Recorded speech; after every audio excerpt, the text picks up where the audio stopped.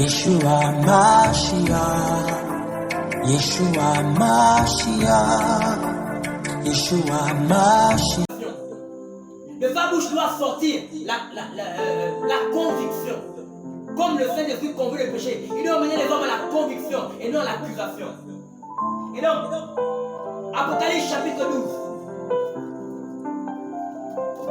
pour montrer que Satan est véritablement l'accusateur.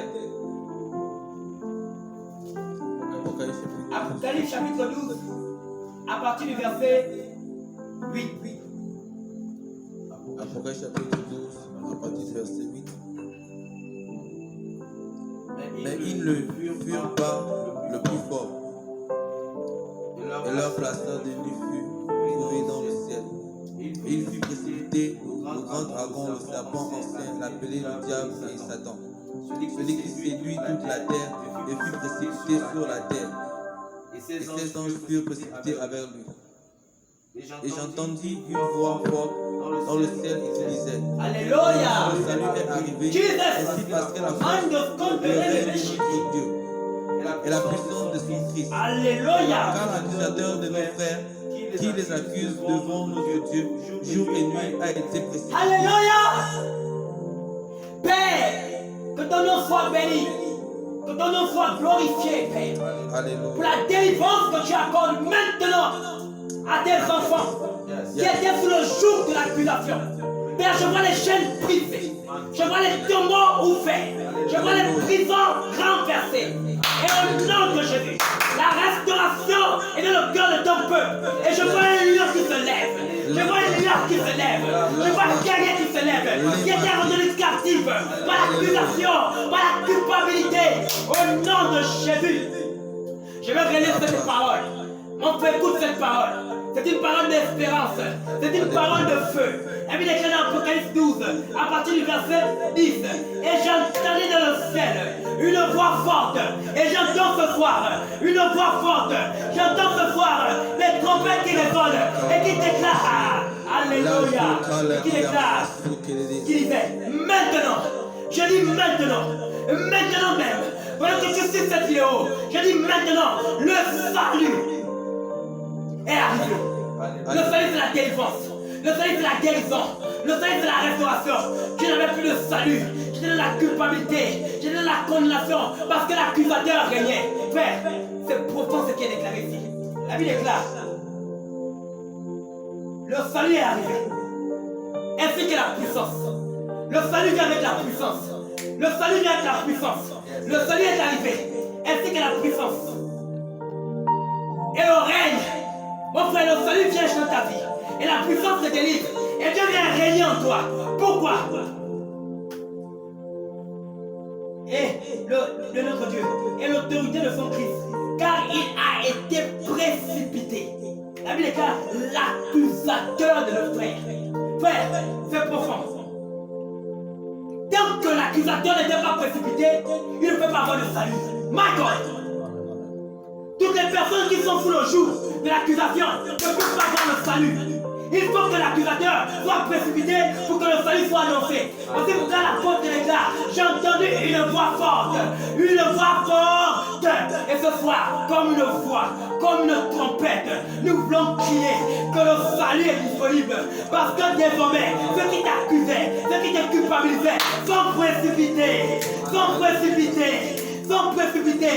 Frères et sœurs, désormais, le salut, pour que le salut soit désormais disponible, c'est parce que l'accusateur a été précipité. Beaucoup d'hommes et de femmes n'ont pas le salut, n'ont que la culpabilité. Pourquoi? Parce que jour et nuit, la Bible déclare jour et nuit, dans les assemblées, c'était un impunique, c'était un masturbateur, c'était un voleur. Jour et nuit, à peine tu viens au culte, tu veux seulement t'asseoir, tous les gars sont seulement sur toi, tu prends le micro, on te regarde, parce que tu es un pécheur, parce que tu as commis une erreur. Et les gens dans les églises sont crispés. Les gens dans les églises n'ont plus l'espérance. Ils vivent sous la loi. Ils sont comme ça.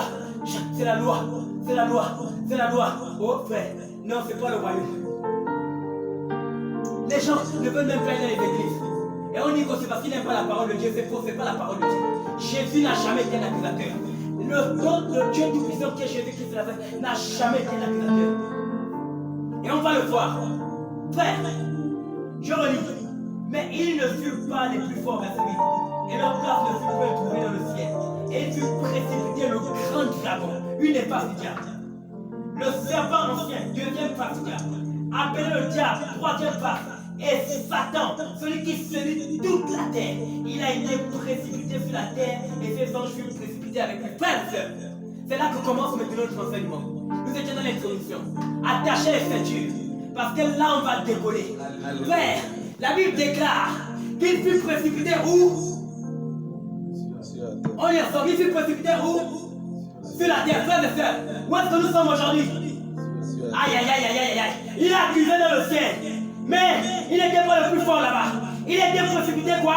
Sur la terre. Et Apocalypse chapitre 12, à partir du verset 12, il dit, c'est pourquoi rejetez-vous cieux, et vous qui habitez dans les cieux, malheur à la terre. Malheur à la terre. Parce que le diable est descendu, animé de quoi? D'une grande colère. Dans le but de faire quoi? De venir accuser sur la terre. Oh my God. Oh my God. Malheur à la terre. C'est pourquoi les hommes sont dans le malheur dans les églises. Dans les assemblées, beaucoup sont dans le malheur. Parce que l'accusateur a été précipité et il a trouvé son siège au milieu des fils de Dieu. Dans les pasteurs, dans les docteurs, dans les prophètes, dans les enfants de Dieu. Et il exerce quoi? Ce qu'il a exercé dans le ciel. Et quand il est descendu sur la terre, il a séduit Ève, il a séduit Adam, il leur a transmis cet hommage. Alors que Adam a commencé à accuser sa femme. Mais ça ne s'est pas arrêté là. Ça a suivi la chaîne Caïn jusqu'à nos jours. Où dans les églises, au lieu que la conviction exerce son pouvoir dans l'église, c'est la condamnation au travers de l'accusation. La Bible déclare la tristesse selon le monde. La tristesse selon Dieu conduit à une repentance à salut. Mais la tristesse selon le monde, mon frère, conduit où? À la mort. Tellement accusé, la tristesse a conduit ces hommes où? À la mort. J'ai dit on va rentrer en profondeur. Alléluia. On prêche, je dis, regardez comment les gens sont tristes. Ils ont la conviction du péché. Ils n'ont pas la conviction selon le Saint-Esprit qui les conduit de repentance à salut. Puisqu'à chaque fois que l'on prêche, on remarque simplement que la clientèle de ces hommes, c'est où? C'est la mort. Quel est le fruit que produit ces enseignements? Quel est le fruit que produit cette exhortation? Si elle s'était poussée par l'Esprit, c'était l'Esprit de Dieu qui était derrière, elle aurait amené une conviction qui devait entraîner une tristesse. Et cette tristesse devait les conduire à la repentance. Et une repentance, la Bible déclare, à salut. Une repentance à salut. Mais tellement les prédications, tellement les enseignements, la plupart de ces hommes et ces femmes qui ont été marqués par l'esprit du diable, l'esprit d'accusation. Et quand ils se tiennent loin de la chair, quand ils prêchent, le but est de détruire, de casser et de renverser. Sous prétexte que la Bible déclare que tu ne prendras pas part aux hommes et futurs des ténèbres, mais condamne-les. Oui, il faut les condamner. Moi, on les condamne au moyen de la quoi? De la conviction. Emmener les hommes à prendre conscience de la position dans laquelle ils sont, sans qu'ils ne se sentent complètement sans espérance. La conviction emmène à l'espérance. L'espérance, c'est-à-dire que la personne prend conscience de son état et l'espérance s'ouvre à lui. Mais l'accusation, la personne prend conscience de son état et aucune espérance s'ouvre à lui. C'est-à-dire que quand il écoute le message, vraiment il n'y a aucune issue. Il est fermé, bloqué de toutes parts. Même quand il dit Jésus après, c'est comme si c'est pas elle que tu lui présentes. Parce que Jésus n'est qu'une série sur le gâteau. C'est-à-dire qu'on a fini de mettre un gros gâteau, après on va mettre un petit Jésus. Pourquoi? Parce qu'en fait, beaucoup d'hommes et de femmes n'ont pas réalisé la grâce de Dieu. Ils vivent quoi que temps sous la grâce, mais dans l'esprit de la loi. Et il est descendu sur la terre. Mon frère, ne cherche pas le diable quelque part. Il est descendu sur la terre pour accuser les gens de l'église. Et beaucoup des églises sont détruites. Beaucoup d'enfants de Dieu sont brisés. Beaucoup sont retenus dans le monde à cause de nous. Je ne suis pas non plus meilleur. Le Seigneur m'a justement interpellé parce que je pris conscience. Autrefois, j'ai agi de la sorte, par ignorance. Mais parfois, à un moment donné, par conscience. Parce que quand tu as pris conscience de la grâce de Dieu, tu te dis, mais je me sanctifie, pourquoi les autres ne le font pas, etc. Non, la sanctification, c'est la grâce de Dieu. C'est la grâce de Dieu. Cela ne vient pas de nos efforts. Même lorsqu'après Dieu, on se dit que celui qui se sanctifie encore, celui-là ne vient pas de notre force. Celui qui nous sanctifie inébranlable, il est ébranlable. Ce message est pour les enfants de Dieu, afin qu'ils prennent conscience que les fils du diable sont au milieu de nous et qu'ils soient délivrés. Donc nous allons progresser. Nous allons progresser ensemble. Donc nous voyons là que le diable est descendu sur la terre. Et il est descendu sur la terre, il a commencé à faire quoi? À œuvrer, à abuser. Et nous allons prendre un passage de lui très rapidement, Luc chapitre 7. Luc chapitre 7. Nous sommes dans Luc chapitre 7. Pour montrer maintenant comment opèrent les fils du diable. Luc chapitre 7. Puis à partir du verset. Luc 6 à partir du verset 7. Luc chapitre 6. Satan, nous l'avons dit, est descendu sur la terre et nous allons le voir sur la terre à l'œuvre. Dans Luc chapitre 7, je vais faire la lecture mon frère rapidement. Nous n'avons plus assez de temps. Comme j'ai dit, c'était la première partie, nous aurons l'occasion de revenir sur le sein. Les scribes et les pharisiens observèrent Jésus pour voir s'il ferait une guérison le jour du sabbat. C'était afin d'avoir sujet de l'accuser. On ne parle pas de n'importe qui ici, frère. On parle des scribes et les pharisiens. Donc, comment se manifeste l'accusation? On met en place des observateurs. Des espions. Qui sont là pour voir si tu respectes ou pas le sabbat. Le sabbat, c'était la loi.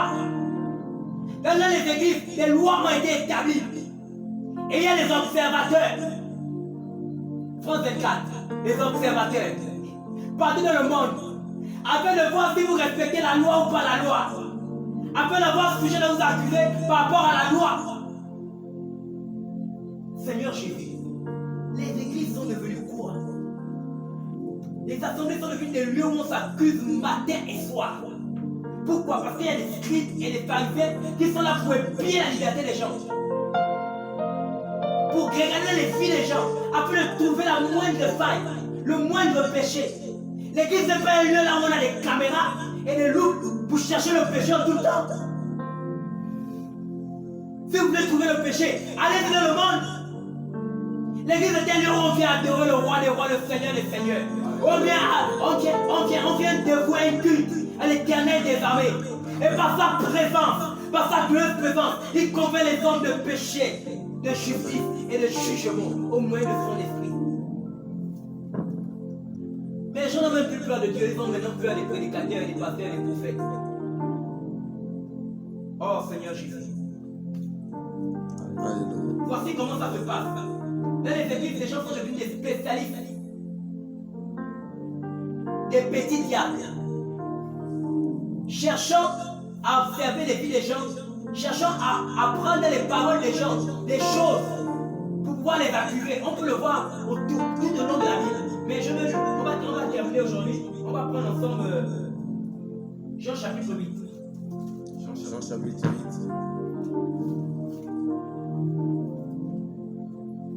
À partir du verset 3.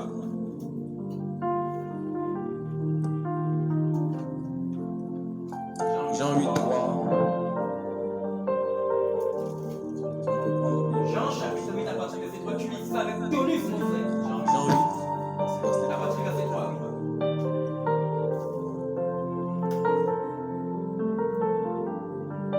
Alors les scribes des pharisiens, ils enseignaient. Alors les scribes des pharisiens, ils amenaient une femme prise en adultère. Et ayant placé au milieu de la peuple, lui dit: Maître, cette femme a été prise en flagrant délit d'adultère. Or Moïse nous a ordonné dans la loi de l'accuser celles qui sont de son cas. Toi donc, qu'en dis-tu? Or il disait, c'est là pour les préfets de sa place. Afin de pouvoir l'accuser. Mais je s'étend penché en bas, écrivant avec son doigt sur la terre. Et comme il continuait à interroger, s'étant relevé, il leur dit: que celui de vous qui est sans péché jette le premier la pierre contre elle. Et s'étant encore abaissé, il est sur la terre. Quand il a entendu cela, accusé par la conscience, il s'est retiré un à un, depuis le plus âgé jusqu'au dernier. Et Jésus resta seul avec la femme qui était là au milieu. Alors Jésus s'étant élevé, et ne voyant plus que la femme, il lui dit, femme, où sont ceux qui t'accusaient? Personne n'a-t-il condamné? Où sont ceux qui t'accusaient?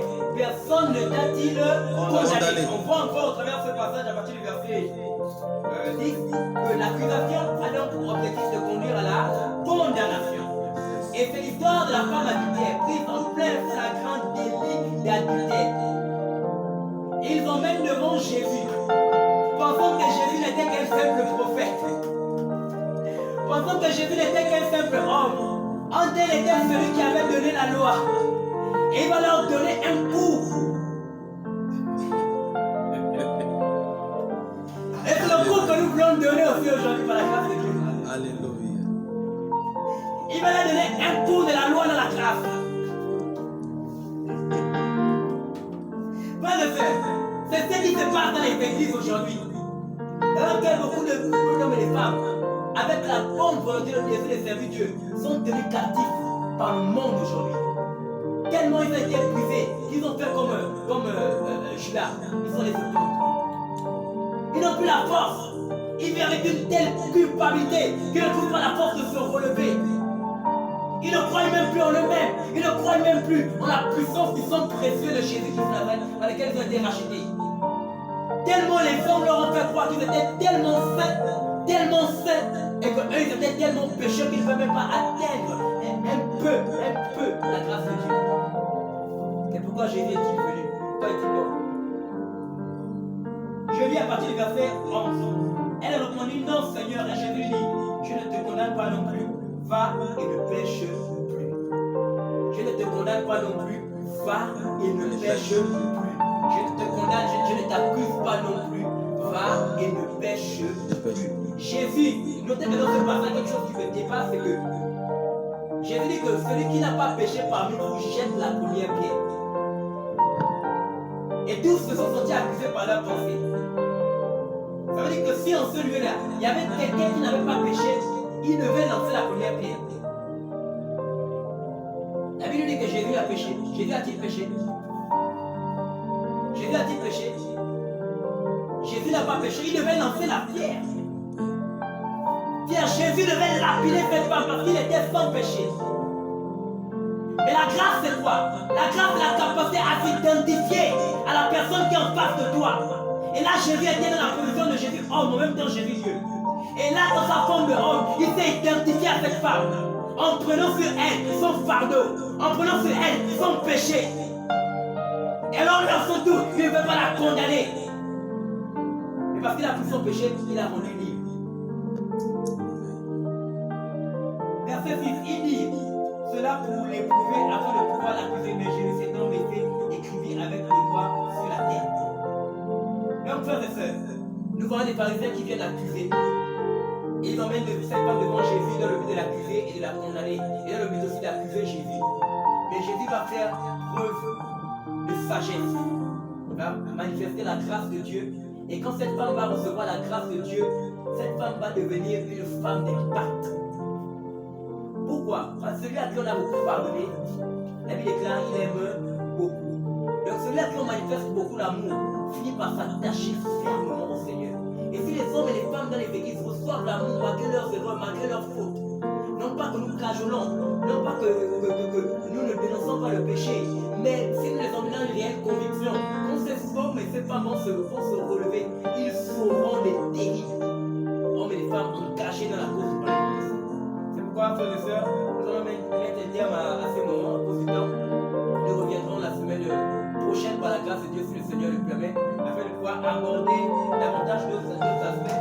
Aujourd'hui, nous avons vu particulièrement le premier aspect, c'est le fait que le diable cherche dans les discours des faiblesses, dans les gestes des faiblesses, au travers de notre discours, au travers de nos actes, au travers de notre manière de vivre.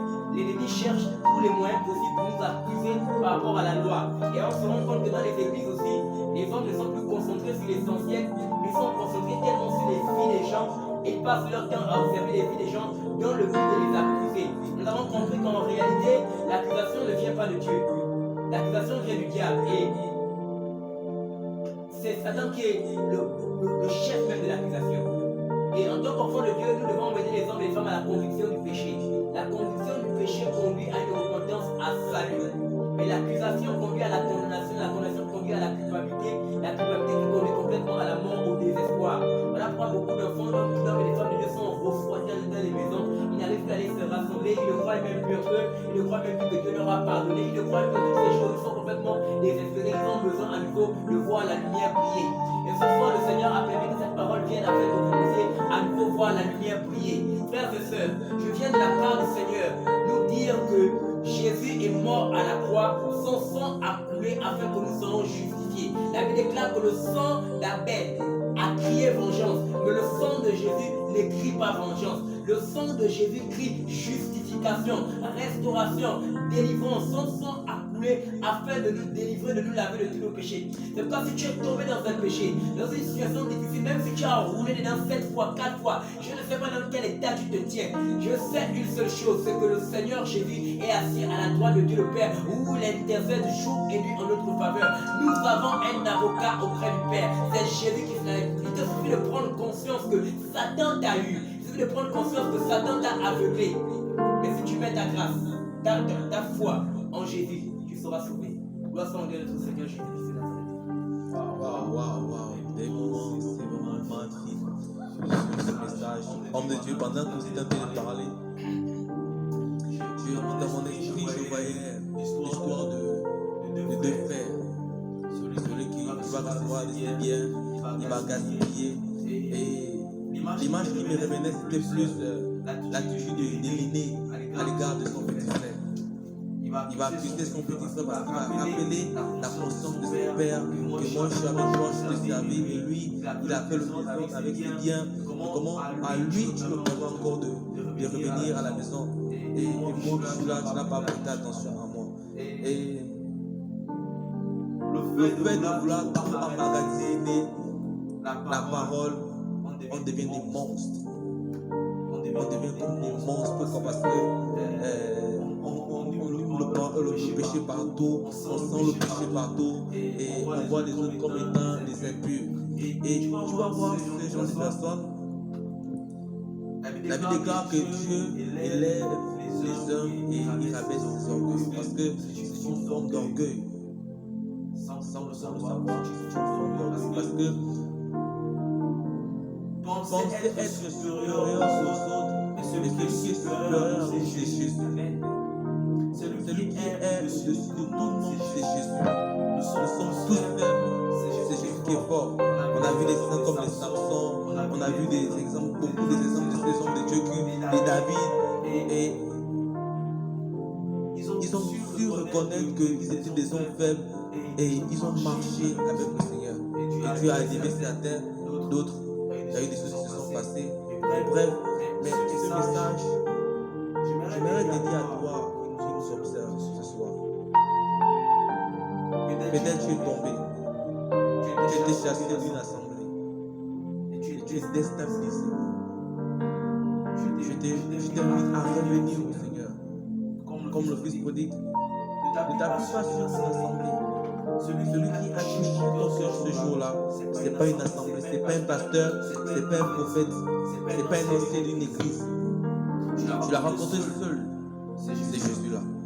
Et il t'appelle, il te demande de revenir à lui. Tu es accusé par des hommes, blessé. Pendant que je parle, tu peux ressentir dans ton cœur et ton cœur est déchiré. Et tu te poses des questions.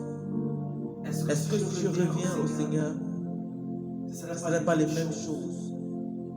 Dieu a oublié. Et les hommes restent sur le passé. Et Dieu a la vidéo, comme l'homme disait, et les hommes sont restés sur la photo. Du moment que Dieu a la vidéo, sur la vidéo, tu es en train d'avancer. Mais selon les hommes, tu es resté comme pause. Alors ne reste pas sur cette pause. Commence à marcher. Commence à revenir au Seigneur. commence à revenir au Seigneur. Si tu as été touché par ce message, ne le garde pas pour toi, partage-le à tes proches, à ton entourage, à l'école, au lycée, à l'université, dans ton entreprise. Partage ce message. Partage ce message avec un frère, avec une soeur. Tu sais aussi qu'elle est dans la même situation que toi, ou bien que toi tu es sorti de la situation, et que tu veux aussi que ce dernier puisse revenir au Seigneur. Et nous serons encore avec vous la semaine prochaine avec l'homme de Dieu, Gaël Diga, qui sera encore sur notre plateau ici pour continuer ce message. Et nous voulons prier pour vous, là où vous êtes. Nous voulons simplement que vous levez les mains vers le ciel. Prends la position qui te semble la mieux, à genoux, assis, allongé. Je veux que tu ouvres ton cœur au Seigneur. L'homme de Dieu va prier pour vous. Et je crois, la gloire de Dieu va descendre là où tu es et va te toucher. Alors, homme de Dieu, tu vas prier pour la fin. Nous allons prier ensemble, frères et sœurs, tous qui êtes là. Prions pour que le Seigneur guérisse les cœurs. Il déclare sa parole.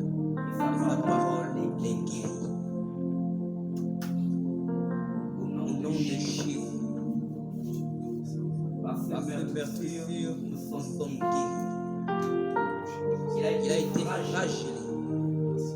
Il a été humilié, maltraité. On a caché son visage. On a mis sur sa tête une couronne d'épines. Le roi de gloire a été dénudé, livré en spectacle,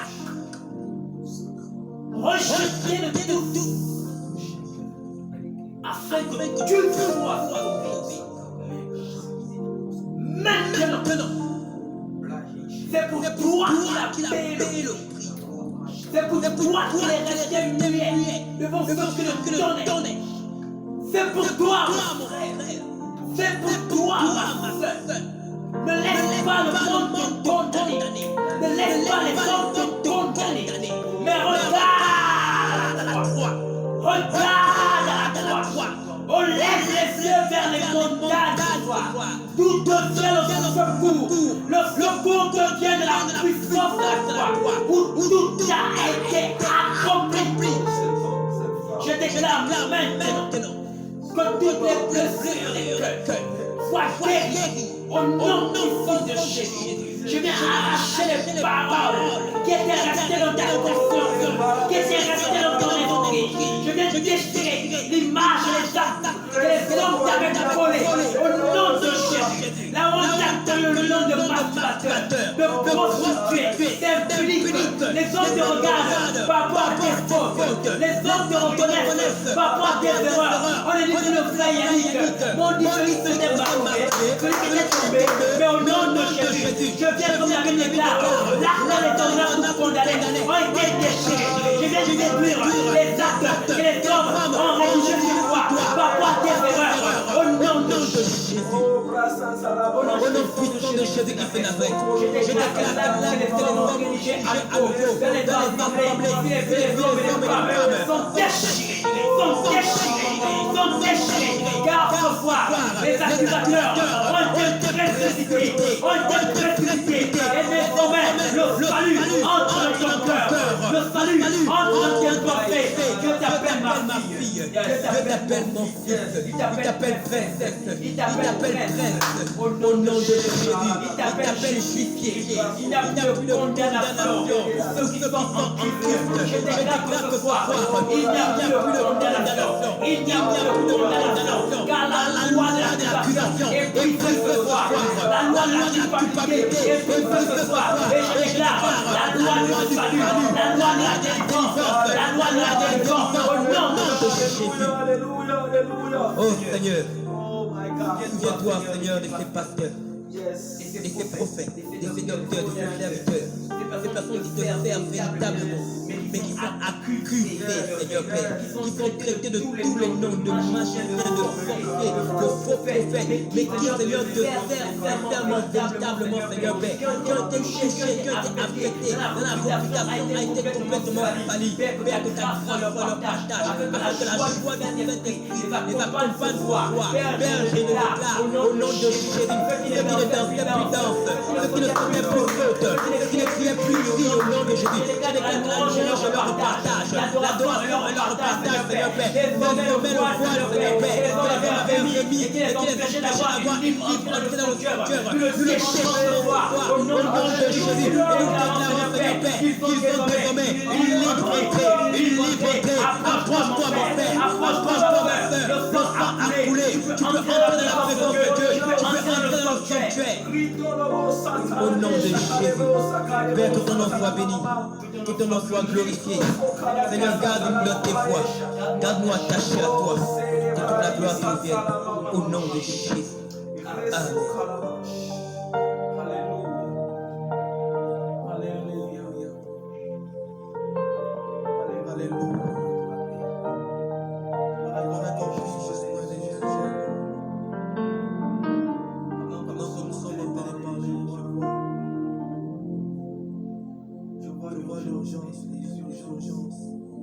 Des personnes qui sont en réa. Je sais pas, mais je voudrais qu'on prie rapidement pour ces personnes. Père, nous prions pour tout cela, Seigneur Père, qui était déjà, Seigneur Père, prêt à rejoindre le monde à cause des paroles des hommes, Qui est divisée en deux. qui était prêt à abandonner Je vois cette à femme cause qui de est divisée en l'oppression des deux. autres. Elle est dans un coma. Père, ta grâce, Elle entend la voix de l'enfant qui l'appelle. restaure, détourne Qui l'appelle. de cette pensée qui a gagné le cœur de ton fils, le Car cœur de ta cette fille, voix, cette voix d'abandon, de relâchement. je prie, Seigneur, au nom de Jésus, tu dois cette parole ce soir, l'utiliser. viens fortifier ce homme, Ramène-la. viens fortifier cette femme. Sors cette femme. Seigneur, au nom de Jésus, Père, au nom puissant de Jésus, tu vois ceux qui sont aux urgences, tellement ils ont été frappés par des langues, Seigneur, à double tranchant, des paroles, Seigneur Père, sans sel, sans saveur, des paroles dures qui ont conduit, Seigneur Dieu, à la paralysie, Seigneur Père, de la vie des gens, qui les a rendus boiteux, Seigneur Père, qui les a rendus informes et même vides à ce jour. Père, je prie au nom de Jésus, de 12 ans. que la guérison soit leur partage. Au nom de Yeshua, Amashia. Père, sauve tous ceux qui étaient dans les urgences, ceux qui étaient dans le coma, Seigneur Père, ceux qui étaient même enterrés, que la puissance de la résurrection opère dans leur vie, afin de les ramener à toi. Au nom de Jésus, Père, guéris les malades physiques, guéris les malades spirituels, dans le nom puissant de Jésus. Que ton onction aille guérir maintenant toutes sortes de maladies, Seigneur Père. Au nom de Jésus, je déclare, Seigneur Père, que le palais qui frappe les hommes et les femmes, dans ces temps, Seigneur, le coronavirus, Seigneur, quitte les corps. Au nom de Jésus, nous déclarons la puissance de la guérison, Seigneur Père.